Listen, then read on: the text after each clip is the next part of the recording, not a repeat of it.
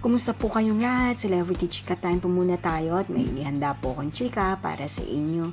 Tara po't magchika na po tayo. Asia's multimedia star na si Alden Richards na-miss ang kanyang pamilya, ayan, at biniro pa ang kanyang kapatid na si Risa Fulkerson.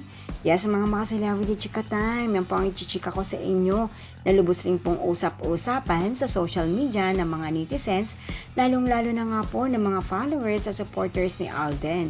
Bago po tayo dumako riyan, nais ko po munang batiin mga timbahay, team abroad at mga seniors natin dyan. Shout out po sa inyong lahat at happy weekend po.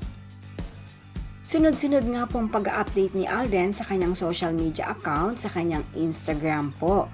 Kanyang mga kaganapan sa araw po na ito at isa nga po riyan ay ang kanyang pag-workout.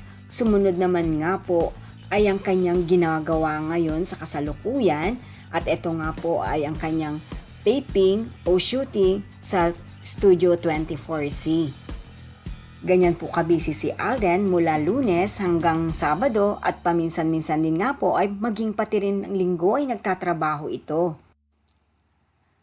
At ito rin pong isa sa my day po ni Alden sa kanyang Instagram account ay ang kanyang pamilya, si Daddy Bay at ang kanyang mga kapatid na babae na si Risa Fulkerson at Angel Fulkerson.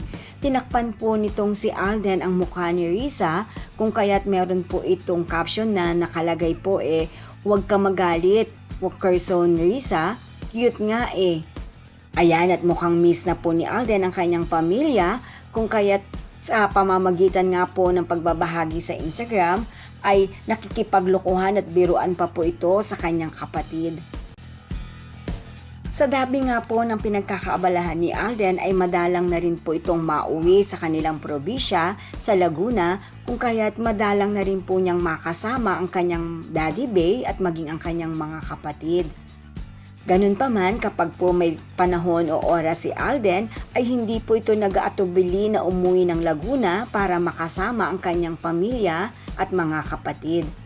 Si Alden na super close kay Angel at kay Risa.